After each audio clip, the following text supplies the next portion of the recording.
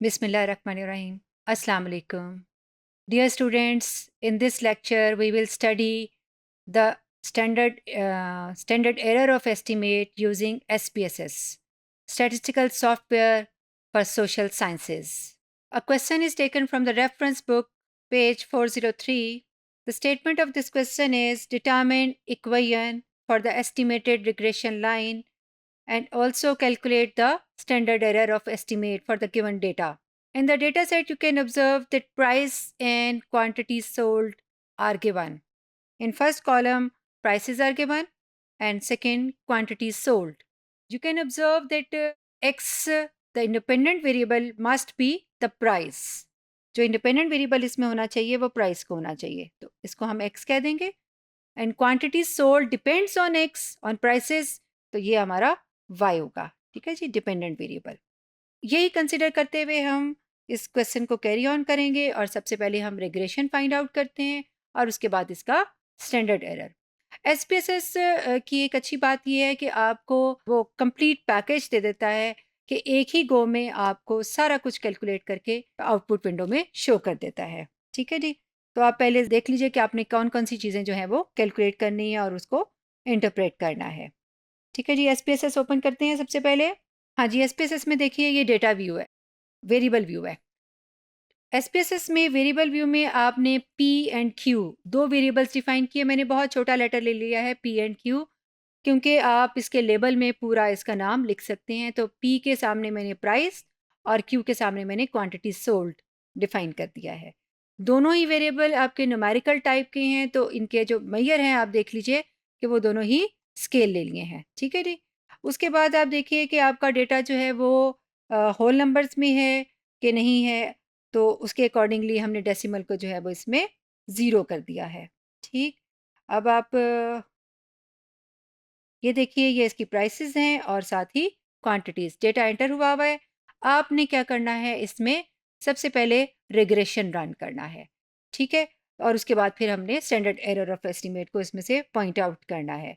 तो पहले देखिए कि एनालाइज को क्लिक किया. एनालाइज के बाद आपने रिग्रेशन को देखना है. उस रिग्रेशन को क्लिक करेंगे तो आपके सामने जो मेन्यू आ रहा है उसमें बहुत सी ऑप्शंस हैं. आपने सबसे पहले ऑप्शन देखनी है लीनियर रिग्रेशन. तो लीनियर आपको सेकंड पोजीशन पे नज़र आ रहा है. ठीक है जी, आपने लीनियर को क्लिक किया. जैसे ही क्लिक करेंगे एक विंडो और ओपन हो जाएगी और उस विंडो में आपके पास दोनों variables P and Q mention हुए में हैं. P is your independent variable, so you should select P as an independent variable. Okay, and click on quantity and click on arrow and select it as dependent variable. ठीक है जी, तो quantity आपका dependent में चला गया और price आपका independent में आ गया. ठीक है, उसके बाद आपने स्टैटिस्टिक्स को क्लिक करना है. अगर आप इसको क्लिक करें तो आपके सामने जो ऑप्शंस आएंगी उसमें से जो बाय डिफ़ॉल्ट क्लिक हुई हुई है वो है एस्टीमेट्स. यानी आप लीनियर रिग्रेशन फिट करने जा रहे हैं तो आपको दोनों एस्टीमेट्स ए और बी की वैल्यू चाहिए होंगी, इसलिए ये बाय डिफ़ॉल्ट हमेशा चेक्ड ही होता है. उसके बाद दूसरा आप देखें एक और चेक बॉक्स है, वो है मॉडल फिट. यानी आपको बताना वो चाह रहा है कि मॉडल के जो डायग्नोस्टिक्स हैं वो ये बताते हैं कि मॉडल कितना अच्छा फिट हुआ है. और उसमें दो मेजर हमने जो पढ़ लिए हैं, एक तो कोफिशिएंट ऑफ डिटर्मिनेशन है और दूसरा उसका स्टैंडर्ड एरर ऑफ एस्टिमेट है. तो मॉडल फिट जो अब आप क्लिक करते हैं तो आपको ये दोनों ही चीज़ें नज़र आएंगी. ठीक है जी, यहाँ से हम कंटिन्यू करते हैं और कंटिन्यू करने के बाद हम यहाँ से इसको ओके कर देते हैं. ठीक है, ओके किया तो आउटपुट विंडो आपके सामने खुली है. इस आउटपुट विंडो में देखिए आपको बहुत सारी टेबल्स नज़र आ रहे हैं. सबसे पहला टेबल जो है वो सबसे टॉप पे तो देखिए रिग्रेशन की हेडिंग है, इसका मतलब है रिग्रेशन इस पे अप्लाई कर दिया है. ठीक है जी, सबसे पहले आपको जो टेबल मिल रहा है उसमें है वेरिएबल्स. आपको बता रहे हैं कि वेरिएबल्स किस तरह से दिए हुए हैं आपको और उसमें डिपेंडेंट वेरिएबल कौन सा लिया हुआ है, तो वो आपका इसमें क्वांटिटी सोल्ड डिपेंडेंट वेरिएबल है. इस टेबल को देखने की ज़रूरत नहीं है. सिर्फ इंश्योर कर लें कि आपका वही वेरिएबल जो आपने क्वेश्चन में डिपेंडेंट लिया था वही इसमें मॉडल में भी आया है. सेकंड है मॉडल समरी, यानी मॉडल फिट ने जो आपको टेबल दिया अगर हम उसको अनचेक कर देते तो फिर ये नहीं आना था. तो मॉडल समरी में आप देखें standard error of estimate right most corner में जो आपको विंडो नज़र आ रही है, जो कॉलम नज़र आ रहा है उसमें वैल्यू है 1.218। ठीक है जी, 1.218 is the value of your standard error. आपको कैलकुलेट करने की ज़रूरत नहीं है कि स्टैंडर्ड एरर के लिए आप इसमें कैलकुलेट करें कि y माइनस वाई हैट, उसका स्केयर करें, सम करें, डिवाइड करें, अंडर रूट लें, कुछ भी नहीं करना, जस्ट आपने इस आंसर को यहाँ से पिक कर लेना है। उसके बाद नेक्स्ट टेबल देखिए, वो है अनोवा का टेबल। ठीक है, और उस अनोवा के बाद नीचे है कोफिशिएंट्स का टेबल।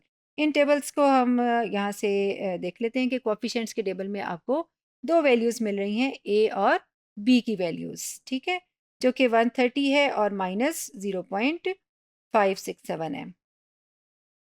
ठीक है, अभी हम अपनी पावर पॉइंट में वापस जाते हैं और देखते हैं कि हमारी इसकी फॉर्मूला में किस तरह सब्स्टिट्यूशन करेंगे इसको। एसपीएसएस ओपन करके हमने सबसे पहले डेटा एंटर कर लिया, वेरिएबल्स डिफाइन किए, डेटा एंटर कर लिया। डेटा व्यू में जाकर दोनों व्यूज़ आपके ये यहाँ पर स्क्रीन पे दे दिए हैं। स्टेप 1 में आपने एनालाइज, रिग्रेशन और फिर लीनियर को क्लिक किया। स्टेप 2 में आपने दोनों वेरिएबल्स अकॉर्डिंगली सेलेक्ट कर लिए, डिपेंडेंट एंड इंडिपेंडेंट वेरिएबल्स। ठीक है, चेक बॉक्स देखने की ज़रूरत नहीं है, स्टैटिस्टिक्स में जाने की भी ज़रूरत नहीं है, सिर्फ मैंने आपको शो करा दिया था कि उसमें आपका मॉडल फिट जो है वो क्या हुआ हुआ है। तो ये आपके पास आउटपुट आ गई। सबसे पहले देखिए आपका हाईलाइट हुआ हुआ है इसमें 1.219। ये किसकी वैल्यू है? ये है एस वाई डॉट एक्स। ठीक है, ये आंसर आपको यहाँ से मिल गया। अनोवा में आपने देखना है कि रिग्रेशन के सामने जो पी वैल्यू दी हुई है वो है 0.000, यानी कि आपका पी लेस देन अल्फा है। ठीक है, अल्फा कितना है आपका? अगर फॉर एग्जांपल अल्फा आप लेते हैं 0.05, तो आपकी पी वैल्यू जो है वो लेस देन अल्फा है। और जब भी P value less than alpha हो, इसका मतलब है कि आपका रिग्रेशन जो है वो सिग्निफिकेंट है, यानी कि इस रिग्रेशन जो है उसकी एक वर्थ है और उसको लगाया जाना था, यहाँ पे उसको फिट करना सिग्निफिकेंट है।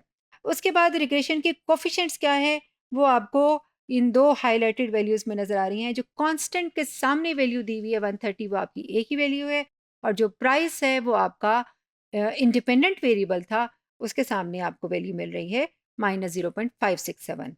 अगर आप इसका मॉडल लिखते तो आप इस तरह लिखते कि Y hat is equal to 130.455 minus 0.567, और इसके साथ मल्टीप्लाई आप एक्स भी कर सकते थे और इसके साथ आप पूरा प्राइस भी लिख सकते हैं। ठीक है, ऐसे भी लिख सकते हैं, और अगर एक्स लिखना है तो भी ठीक। यानी एक्स को आप प्राइस से रिप्लेस कर सकते हैं और क्वांटिटी को आप वाई हैट को आप क्वांटिटी सोल्ड से भी रिप्लेस कर सकते हैं। ठीक है, यानी आपकी मर्ज़ी है कि आप इसको इस तरह से लिखना चाहें सारा मॉडल, तो प्राइस और क्वांटिटी की टर्म्स में भी आ सकता है। अच्छा, उसके बाद एक और वैल्यू इसमें हाईलाइट हुई हुई है, वो आपकी बी जो स्लोप पैरामीटर है -0.567, उसके सामने 0.000 लिखा हुआ है। ये भी पी वैल्यू है। ठीक है जी, ये पी वैल्यू भी अगर आप कंपेयर करें तो ये भी अल्फा से कम है। इसका मतलब ये हुआ कि आपका स्लोप पैरामीटर सिग्निफिकेंट है। इस बात का ये मतलब हुआ कि आपका अगर स्लोप पैरामीटर इसमें ना होता तो ये पूरा फैक्टर निकल जाता। ठीक है, तो आपका रिग्रेशन कितना रह जाता? Y hat is equal to 130.455, यानी कि ए के इक्वल, एक कांस्टेंट के इक्वल। तो रिग्रेशन एक कांस्टेंट के इक्वल अगर होगा तो आपकी लाइन इस तरह से तो नहीं बनेगी, वो तो एक कांस्टेंट, एक स्ट्रेट लाइन बनेगी। तो रिग्रेशन में आपके दो पैरामीटर्स होंगे तो लाइन की स्लोप आएगी। ठीक है, और यानी कि इस तरह से इसमें बी का एग्जिस्ट करना ज़रूरी है।